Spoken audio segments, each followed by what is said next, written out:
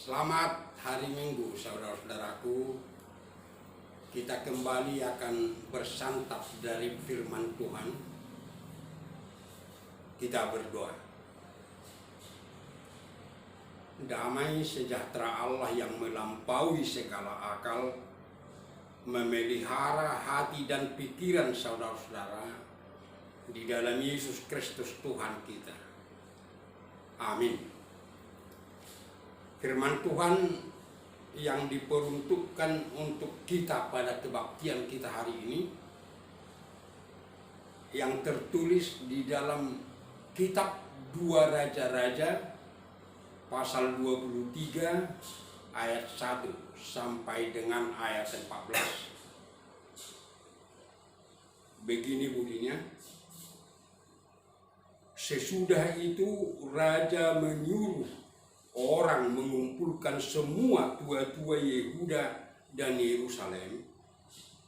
Kemudian pergilah raja ke rumah Tuhan, dan bersama-sama dia semua orang Yehuda dan semua penduduk Yerusalem, para imam, para nabi, dan seluruh orang awam, dari yang kecil sampai yang besar. Dengan didengar mereka, ia membacakan segala perkataan dari kitab perjanjian yang ditemukan di rumah Tuhan itu. Sesudah itu berdirilah raja dekat tiang, dan diadakannya lah perjanjian di hadapan Tuhan untuk hidup dengan mengikut Tuhan dan tetap menurut perintah-perintahnya, peraturan-peraturannya, dan ketetapannya dengan segenap hati dan dengan segenap jiwa, dan untuk menepati perkataan perjanjian yang tertulis dalam kitab itu.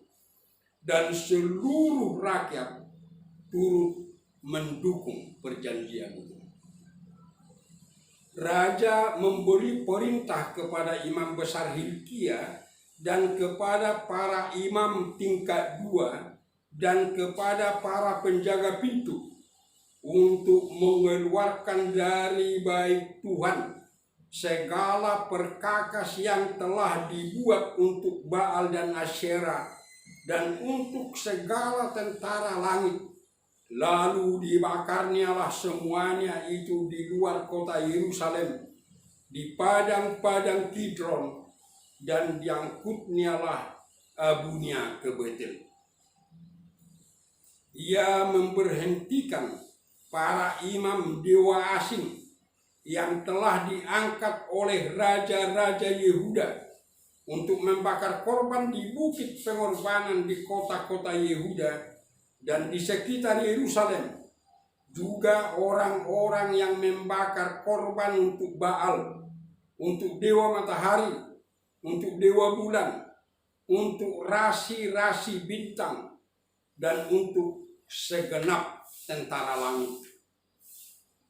Di bawahnya lah tiang-tiang berhala dari rumah Tuhan keluar kota Yerusalem ke sungai Kidron.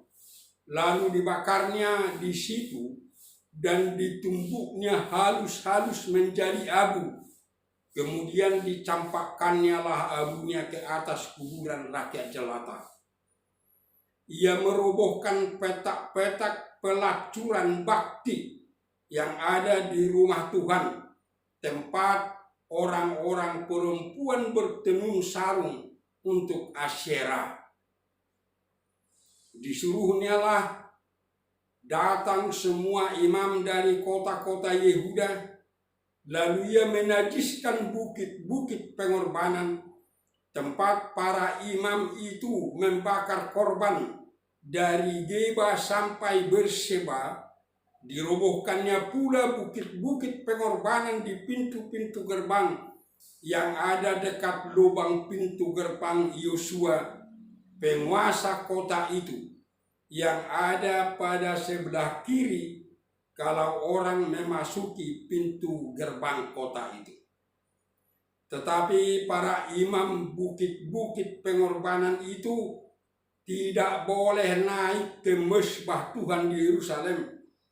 Hanya mereka boleh memakan roti yang tidak beragi di tengah-tengah saudara-saudara mereka. Ia menajiskan juga Tofet yang ada di lembah Ben Hinnom, supaya jangan orang mempersembahkan anak-anaknya sebagai korban dalam api untuk dewa Moloch. Dibuangnyalah kuda-kuda yang ditaruh oleh raja-raja Yehuda untuk dewa matahari di pintu masuk ke rumah Tuhan dekat bilik Natan Melech, pegawai istana yang tinggal di gedung samping. Juga kereta-kereta dewa matahari dibakarnya dengan api.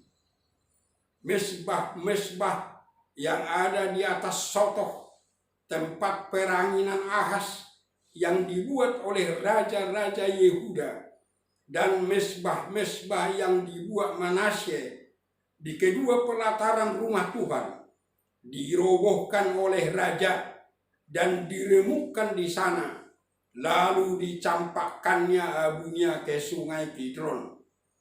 Bukit-bukit pengorbanan yang ada di sebelah timur Yerusalem, di sebelah selatan bukit kebusukan, dan yang didirikan oleh Salomo raja Israel untuk Astoret, dewa kejijikan sembahan orang Sidon, dan untuk Kamos, dewa kejijikan sembahan Moab, dan untuk Milkom, dewa kekejian sembahan orang Amon, dinajiskan oleh raja. Ia memecahkan tugu-tugu berhala dan menebang tiang-tiang berhala, lalu ditimbuninya tempat-tempat itu penuh dengan tulang-tulang manusia. Demikian bunyinya.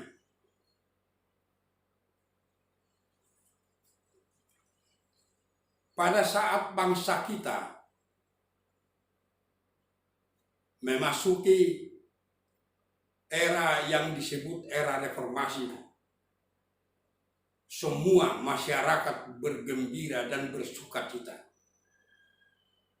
bahkan jadi mengalami euforia.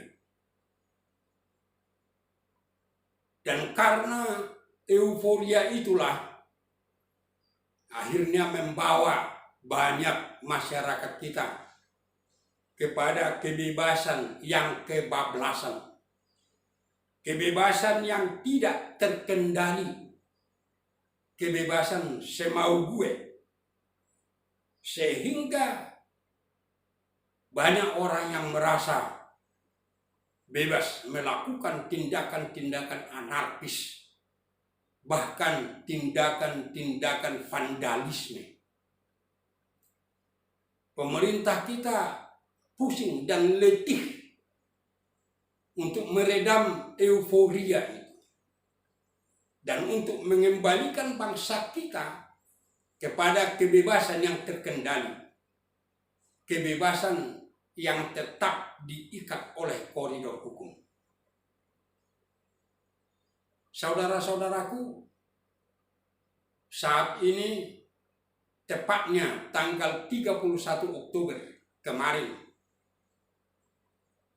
seluruh gereja Protestan di dunia ini memperingati, bahkan ada yang merayakan Martin Luther, yang gerakan Martin Luther untuk mengadakan gerakan reformasi pada tahun 1517.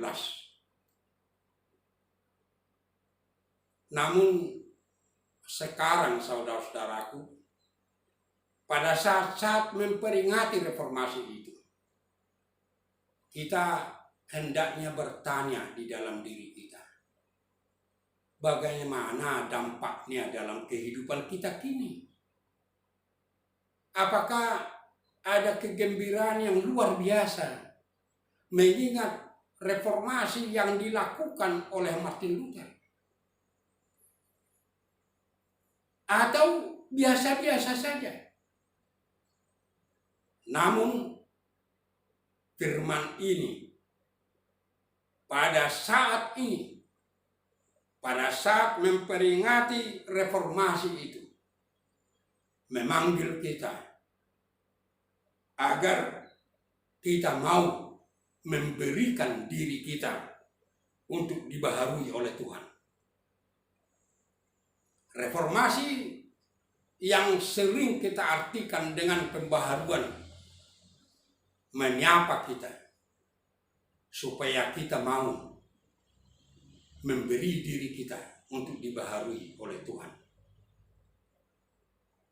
Oleh sebab itu, pertama-tama kita harus memahami apa artinya sebenarnya reformasi itu. Reformasi itu secara etimologi berasal dari kata to reform.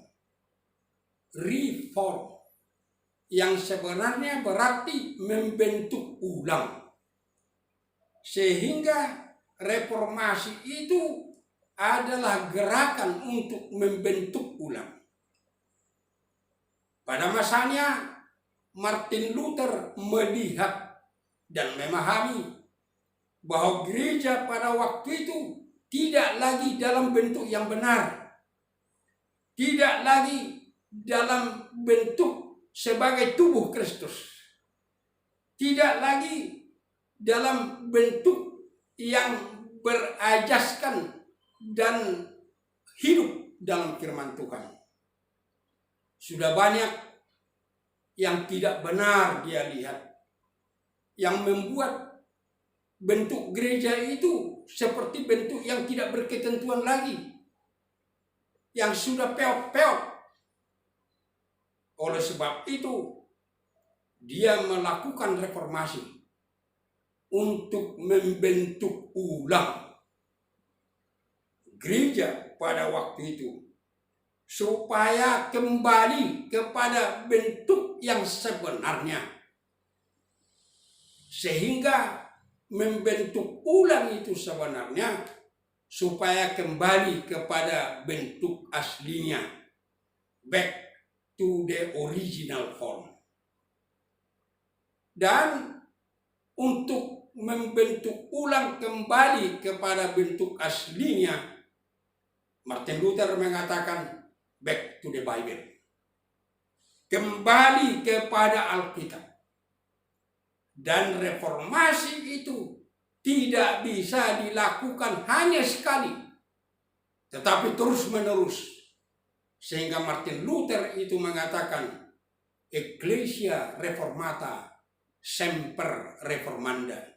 Gereja yang telah dibaharui, gereja yang telah direformasi, gereja yang telah dibentuk ulang harus senantiasa membaharui dirinya supaya tetap di dalam bentuk asli gereja itu.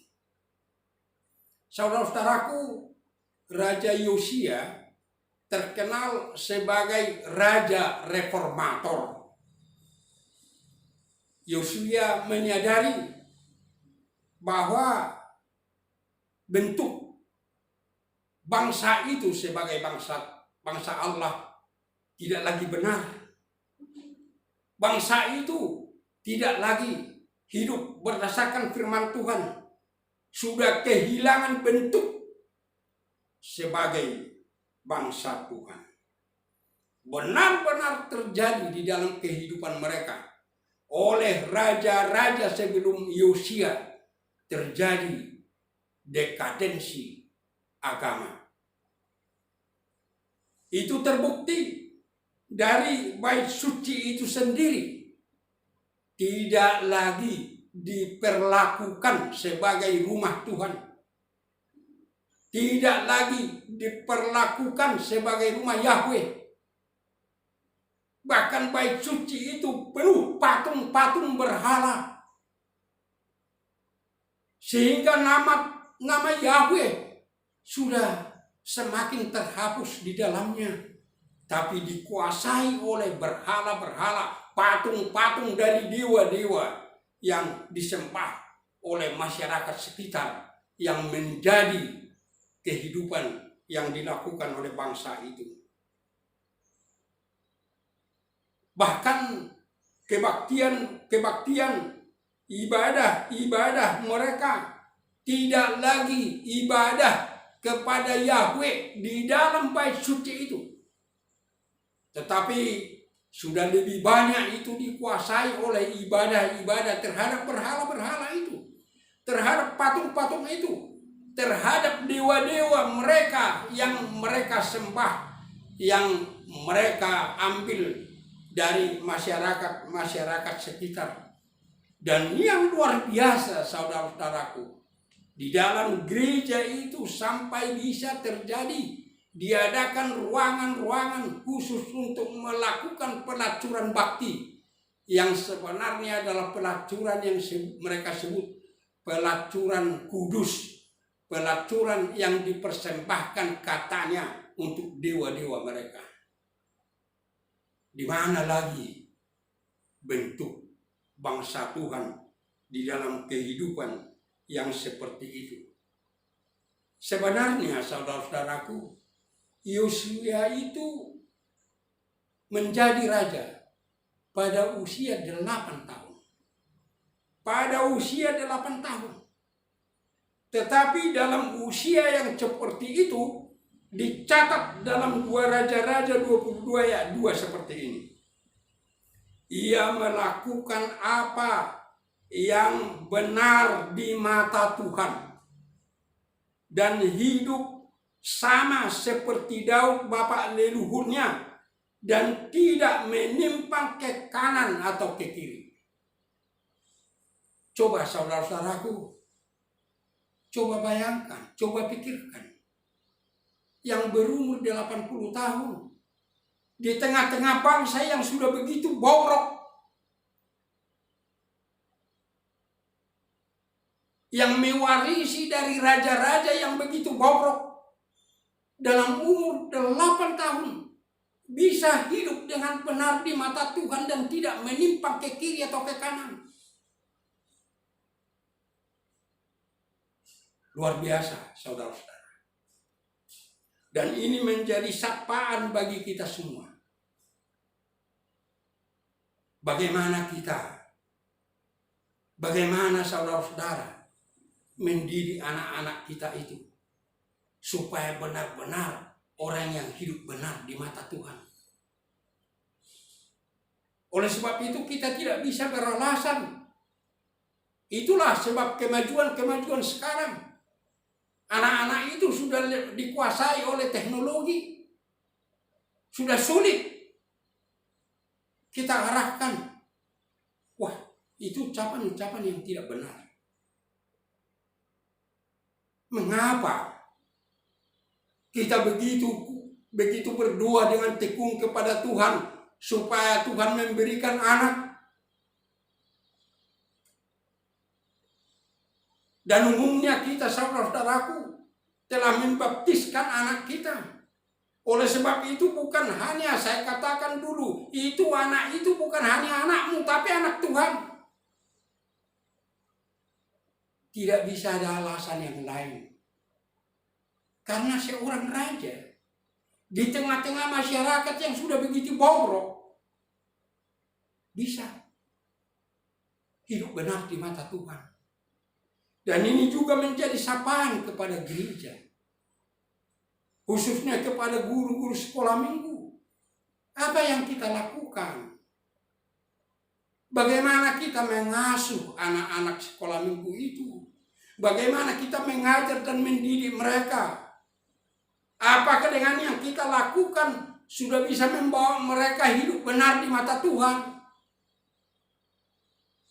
Terutama di dalam era sekarang ini yang membawa kita kepada era online, yang mengakibatkan 24 jam informasi-informasi yang kebanyakan informasi sampah, informasi sesat memasuki telinga kita, memasuki telinga anak-anak itu selama 24 jam.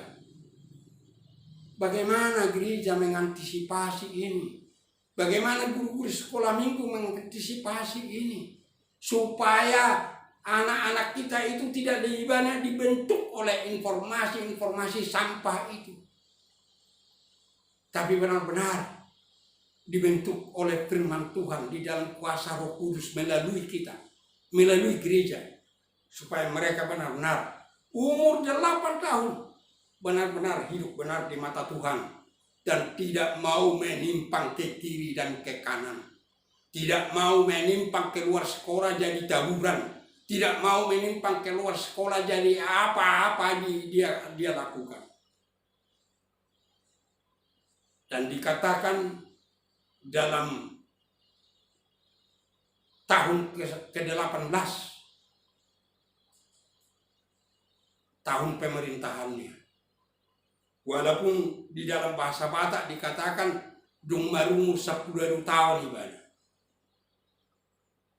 Tapi coba saudara-saudara, kalaupun yang di bahasa Indonesia itu kita ikuti dan juga di bahasa-bahasa lain, dikatakan pada tahun ke-18 pemerintahannya berarti umur 26 tahun. Apalagi dia pada umur 18 tahun bisa melakukan reformasi karena dari sejak kecil dia sudah hidup benar di mata Tuhan. Apakah mungkin kalau melihat kondisi kita sekarang itu, kita akan mengatakan itu tidak mungkin? Tapi coba lihat saudara-saudara, gak usah dulu lihat itu Yosia yang sudah ribuan tahun yang lalu. Tetapi pada era atau pada masa sebelum tahun 1928 hingga puncaknya pada Sumpah Pemuda 1928, itu semua gerakan pemuda. Pemuda-pemuda semua, yang Java, yang Ambon, yang Batak bisa bersatu memproklamasikan bangsa Indonesia. Dan bahkan masa setelah itu hingga pergerakan kemerdekaan kita itu kebanyakan pemuda. Saya kasih contoh, Bapak Jenderal Dr. TB Simatupang dalam umur 29 tahun dia sudah menjadi Kepala Staf Angkatan Perang Indonesia. Begitu juga pemimpin-pemimpin yang lain, pejuang-pejuang yang lain. Tetapi kalau kita lihat masa kini, kenapa manusia ini terlalu lambat menjadi dewasa? Pada waktu saya lulus dari kelas 6 SR, orang tua saya bilang sama saya, udah mendaftarlah ke SMP di Sokosuru. Gak pernah kita disertai orang tua. Kelas 6 SR. Sudah kita yang mengurus sekolah kita. Sekarang ini sampai mahasiswa harus tetap ditemani oleh orang tuanya, ditemani oleh ibunya. Pernah datang menjumpai saya waktu saya pendeta resort di HKIP Sudirman. Seorang ibu membawa anaknya. Kemudian, untuk apa Inang, saya bilang. Ini kan mahasiswa nomensen, anak saya ini. Kan kalau anggota jemaat HKIP ada diskaun uang kuliahnya. Tapi harus ada surat keterangan dari pendeta.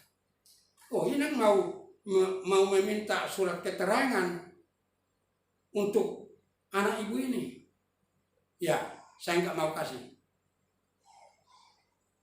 Kenapa, Mang?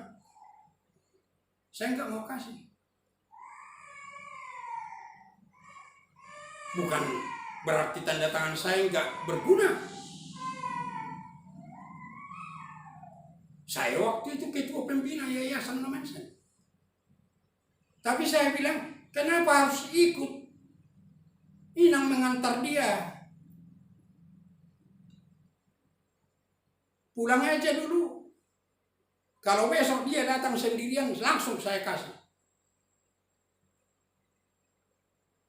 Mereka bujuk-bujuk saya, enggak bisa. Akhirnya besoknya anaknya datang. Kenapa harus kamu diantar mama kemarin, Ina? Ini saya sudah persiapkan suratnya. Saya sudah tanda tangani. Dia malu-malu. Kemudian setelah dia terima, dia salam saya. Saya lihat ada di tangannya amplop, apa itu? Ini disuruh mama. Inilah mama lagi yang suruh. Saya tahu apa itu, saya nggak mau nerima itu. Ini kantor gereja. Gak ada biaya untuk surat yang seperti itu. Kalau kau mau memberi hamaulat yang entah kapan itu, entah karena apa, jangan karena ini. Nah kemudian dia pergi. Kemudian guru huria saya datang. Amang tahu bahwa Inang itu tadi duduk-duduk di depan pintu gereja. Coba bayangkan. Sudah mahasiswa. Gak mau juga, harus diantar. Akhirnya sembunyi dari saya. Ya tapi kalau untuk melakukan pekerjaan-pekerjaan yang tidak benar, wah semua merasa mampu. Tidak perlu tanya orang tua. Seperti yang demo-demo itu. Orang tua ini nggak tahu. Tapi begitulah kualitas pemuda. Kenapa tidak bisa pemuda yang dewasa juga dalam iman? Pemuda yang dewasa dalam kekristenan. Bahkan bisa melakukan gerakan reformasi. Gerakan yang benar. Seperti yang dilakukan oleh Yosia ini. Itu juga menjadi sapaan bagi kita, bagi semua orang tua.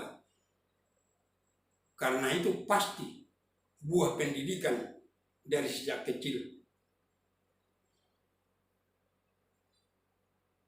Dalam usia 18 tahun pemerintahan itu, Yosia mau mengadakan gerakan reformasi yang dia dahului untuk mereformasi gereja.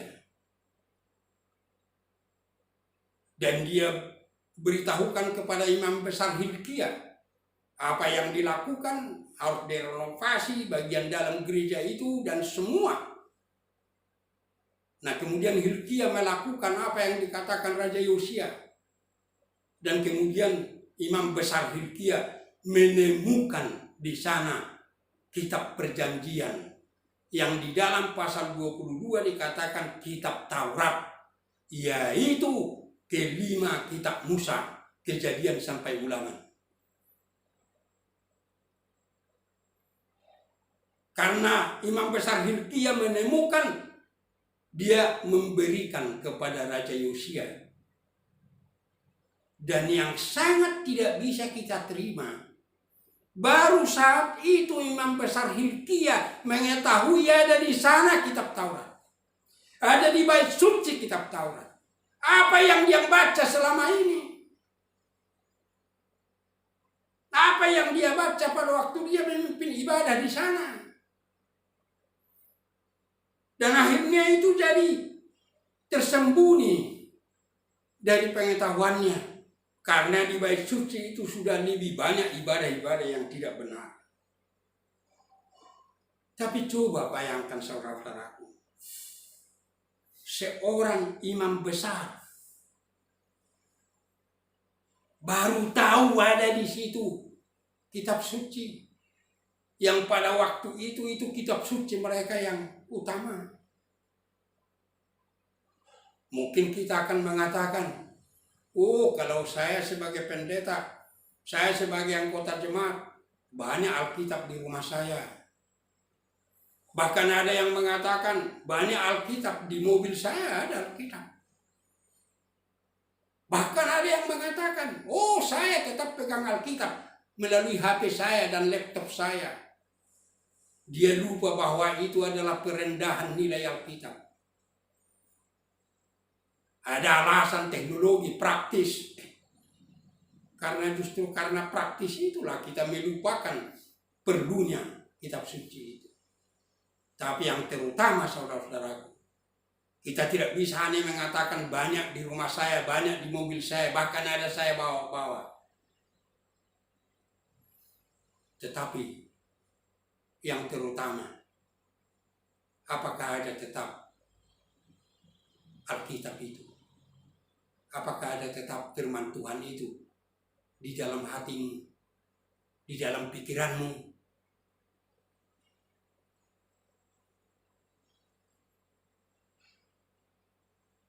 Saudara-saudaraku,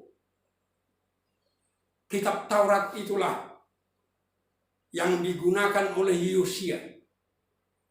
Apalagi setelah Raja Yosia membacanya, dia tahu bahwa tidak benar lagi kehidupan bangsa itu. Sudah benar-benar menyimpang. Dari situ timbul gerakan di dalam hati dia, secara pasti harus mengadakan gerakan reformasi. Pembentuk ulangan kehidupan bangsa itu. Back to the Bible. Back to the word of God. Kembali kepada firman Tuhan. Dan inilah yang dia lakukan. Maka dia memulai reformasinya dengan mengumpulkan semua masyarakat, besar kecil, dan pemimpin-pemimpin, juga pelayan-pelayan di dalam bait suci. Dia kumpulkan semua. Dia yang membacakan itu. Seorang raja dalam umur 26 tahun. Dia yang membacakan kepada mereka semua.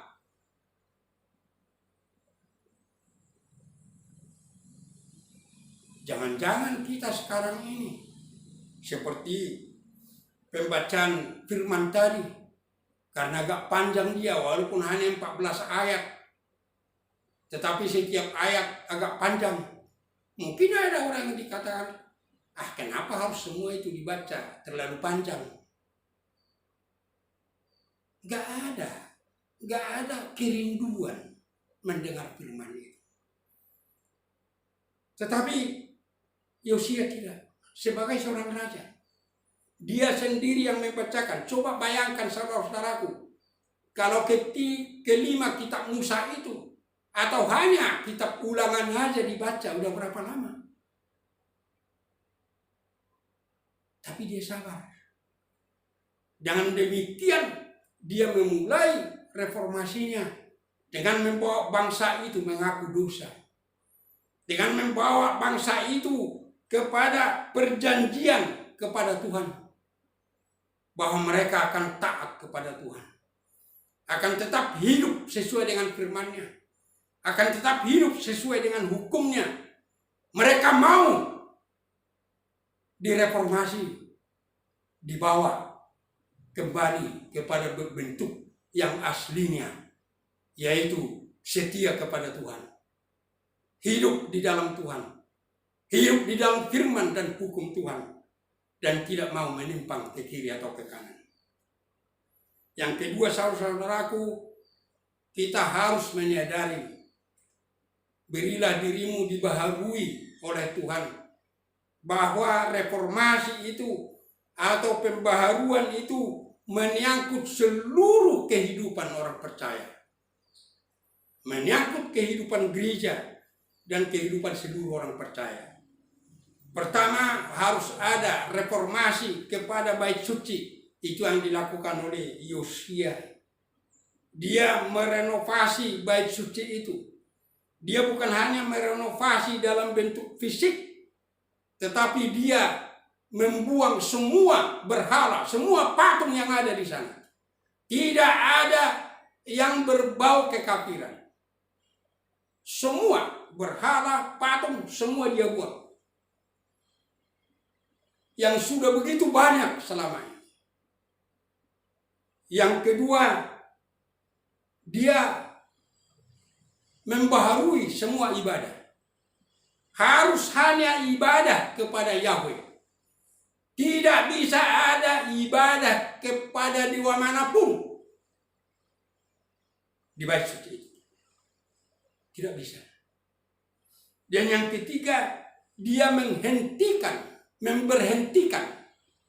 Bukan hanya menghentikan, dia memberhentikan semua pelayan-pelayan untuk dewa asing. Dia berhentikan. Apalagi itu tidak bisa di bait suci. Karena sebenarnya pelayan-pelayan itu diangkat oleh raja-raja sebelumnya. Dan itu dibayar oleh kerajaan. Luar biasa. Tetapi Yosia tidak mau ambil pusing. Apapun reaksi mereka, semua diberhentikan. Semua dipecat. Yang bisa di bait suci itu hanya pelayan-pelayan Tuhan yang benar. Yang diangkat oleh Yahweh melalui bangsanya. Dia membenahi ibadah. Setelah dia membuang semua ibadah yang bukan kepada Yahweh, kemudian dia menyucikan semua bentuk ibadah itu. Harus benar-benar ibadah yang benar dan hanya kepada Yahweh. Itu yang dilakukan di bait suci. Saudara-saudaraku, mungkin kita akan mengatakan bahwa di dalam gereja-gereja sekarang ini, terutama di dalam gereja HKBP, tidak ada hal-hal yang seperti itu. Tidak ada kenajisan yang seperti itu.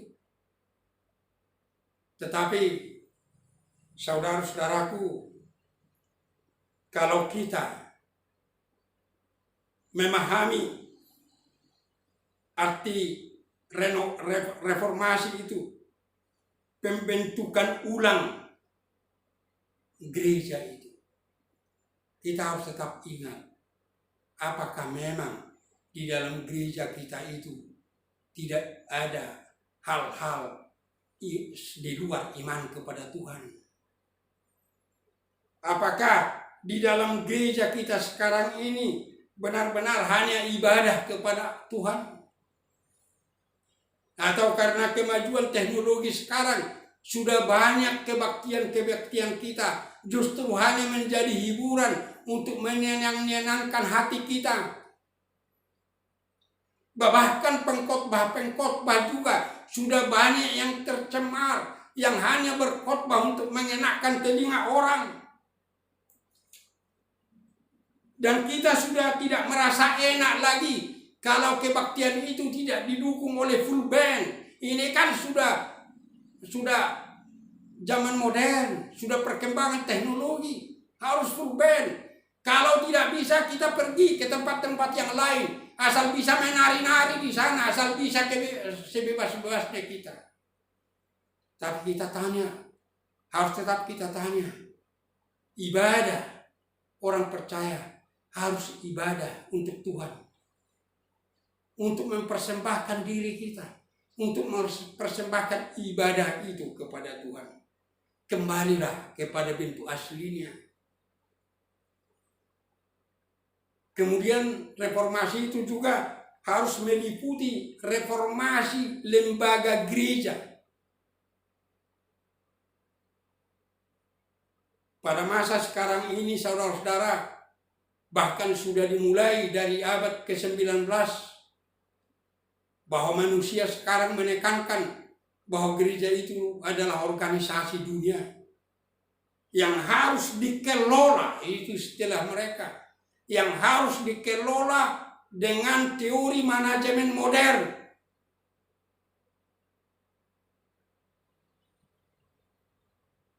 Mereka lupa. Saya akui, gereja adalah organisasi dunia. Tapi hakikat gereja yang pertama dan yang terutama adalah gereja adalah tubuh Kristus. Gereja adalah tubuh Kristus.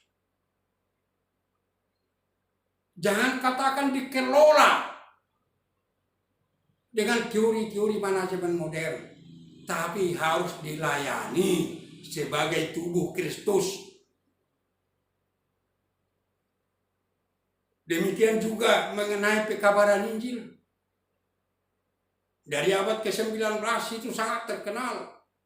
Dalam pekabaran Injil harus kita lakukan dengan teori-teori marketing modern, supaya banyak orang yang tertarik. Jangan lupa saudara, pekabaran Injil itu tidak akan berhasil dan tidak ada gunanya kalau itu hanya pekerjaan manusia. Kalau itu hanya dikelola dengan teori marketing modern. Karena dalam pekabaran Injil yang terutama harus Roh Kudus yang bekerja.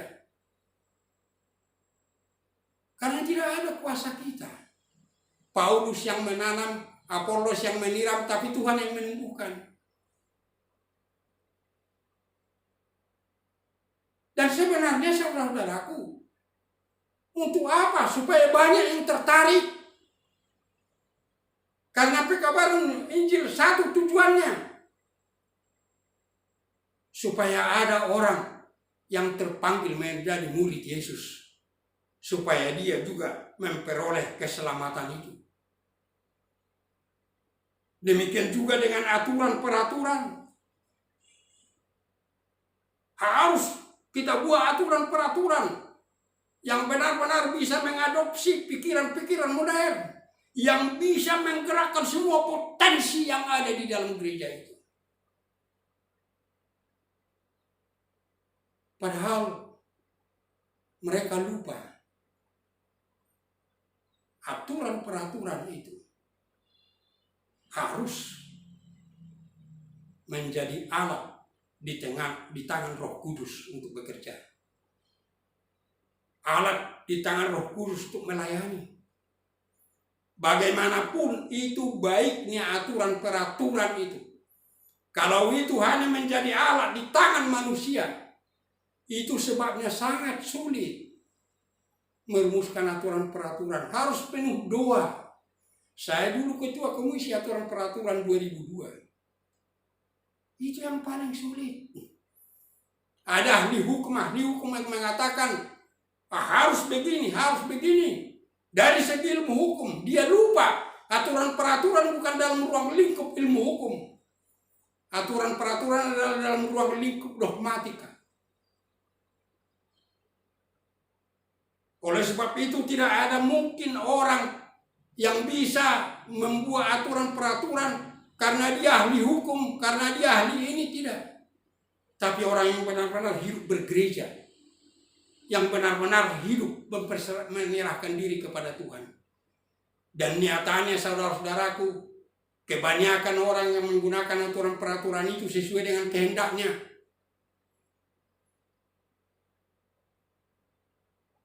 Dia gunakan. Aturan-peraturan itu kan harus menjadi alat memberitakan kerajaan Allah. Padahal dia gunakan menjadi alat untuk memenuhi keinginannya, supaya niat-niatnya bisa tercapai. Perlu saudara-saudaraku reformasi kelembagaan itu, supaya aturan-peraturan itu benar-benar menjadi alat di tangan Roh Kudus. Reformasi itu juga menyangkut reformasi persekutuan orang percaya itu. Persekutuan orang percaya itu. Pertama, kalau kita lihat di dalam epistel itu, dikatakan kamu adalah bait Allah. Sering orang merasa bahwa orang perorangan lah yang disebut di sana bait Allah. Bukan. Karena orang perorangan itu disebut dalam 1 Korintus 6 ayat 19 dan 20. Tidakkah kamu tahu bahwa tubuhmu adalah bait Roh Kudus? Tapi di dalam 1 Korintus 3 ayat 16 itu, yang disebut kamu itu persekutuan orang percaya itu. Kalau dikatakan dalam ayat 17, siapa yang membinasakan bait Allah, Itu artinya yang memecah belah gereja, yang merusak persekutuan itu. Ini di semua tingkat, di semua aras, di dalam semua denominasi, umpamanya di gereja kita HKIP. Siapa yang merusak dan yang mau memecah belah gereja pasti akan dibinasakan. Demikian juga gereja dalam tingkat resort, tingkat distrik, tingkat huria. Hati-hati. Kalau ada itu reformasi. Yang kedua, persekutuan orang percaya itu. Tuhan telah memerintahkan kepada kita, kasihilah sesamamu seperti dirimu sendiri. Tetapi jangan lupa, ada perintah khusus dari Tuhan supaya kita mengasihi sesama orang percaya. Itu persekutuan orang percaya. Seperti yang dikatakan dalam 1 Tesalonika 5, yang disebut di dalam 1 Tesalonika 4 ayat 9, yang disebut Philadelphia, kasih kepada sesama orang percaya. Dan itulah yang dikatakan Tuhan Yesus pada saat dia berkata di dalam Yohanes 13 ayat 34, aku memberi kepada kamu perintah baru. Itu memang perintah baru. Belum pernah ada perintah seperti itu. Perintah baru yaitu kamu harus saling mengasihi. Sesama muridku, sesama orang percaya harus selalu mengasihi. Itu bukan hanya kasih kepada semua manusia, saling mengasihi. Dan kaidahnya juga berbeda. Kalau dikatakan mengasihi sesama seperti diri kita, kalau kasih sesama orang percaya berbeda. Seperti aku mengasihi kamu. Jauh lebih dalam. Karena kalau Tuhan Yesus mengasihi kita hanya seperti dirinya, dia tidak akan datang ke dunia ini. Dia tidak akan mau menderita, dia tidak akan mau mati. Tetapi lebih dari dirinya. Sehingga dia mengorbankan dirinya.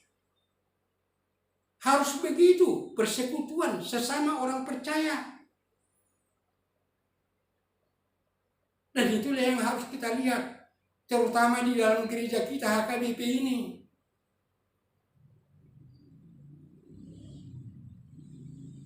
Makanya harus direformasi untuk menuju kehidupan persekutuan bait Allah, menuju persekutuan dalam kasih seperti Kristus mengasihi kita.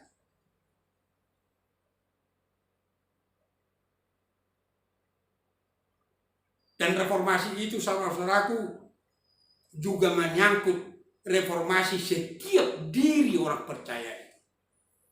Bukan hanya gereja secara secara lembaga, bukan hanya tapi setiap pribadi orang percaya itu harus direformasi.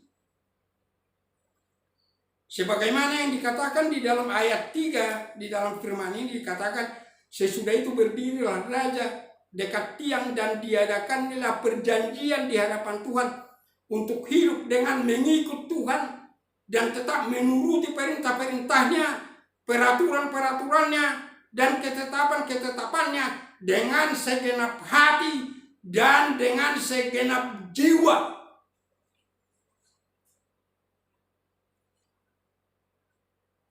Apakah sudah semua pribadi orang percaya seperti itu sekarang? Seperti yang saya sebutkan tadi, dikatakan dalam 1 Korintus 6 ayat 19 dan 20, tubuhmu lah bait Roh Kudus. Apakah benar-benar tubuh saudara, tubuhku sudah menjadi bait Roh Kudus? Perlu direformasi, perlu direformasi.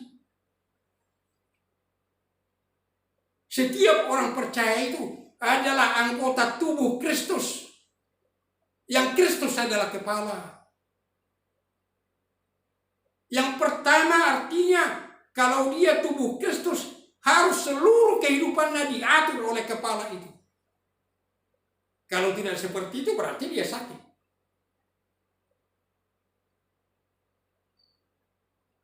Lebih banyak kita sekarang diatur oleh dunia ini, diatur oleh teknologi ini, diatur oleh pikiran kita, oleh keinginan kita. Perlu reformasi, supaya benar-benar kita mencapai apa yang dikatakan di dalam Roma 12 yang sudah sering saya katakan dalam ayat 2. Janganlah kamu menjadi serupa dengan dunia ini, tetapi berubahlah oleh pembaharuan budimu, sehingga kamu dapat membedakan manakah kehendak Allah, apa yang baik, yang berkenan kepada Allah, dan yang sempurna. Kesanalah arah reformasi. Itu sebabnya kita mengatakan berikan dirimu. Berikan dirimu dibaharui oleh Tuhan, supaya benar-benar hidup sebagai anak-anak Tuhan. Amin. Kita berdoa. Terima kasih Bapa atas firman-Mu.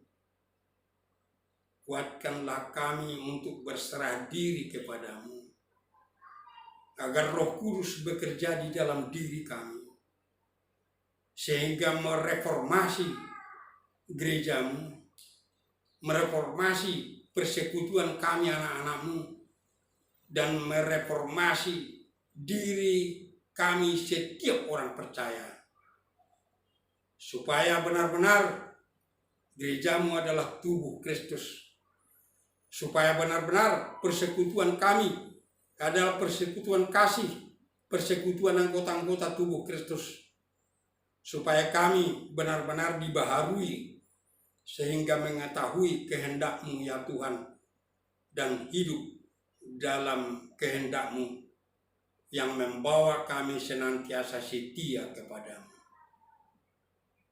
Bapa, kami selalu mendoakan bangsa kami ini yang sudah begitu menderita karena pandemi virus corona, karena kasih-Mu Tuhan, karena nama-Mu yang kudus itu. Selamatkan bangsa kami ini dari pandemi ini dan pulihkan, supaya gereja-Mu juga di tengah-tengah bangsa kami ini bisa hidup dengan damai dan sentosa, untuk senantiasa menerima pekerjaan Roh Kudus, untuk dibaharui benar-benar hidup sebagai umat-Mu. Dalam Yesus Kristus Tuhan kami, dengarkan kami Tuhan. Amin.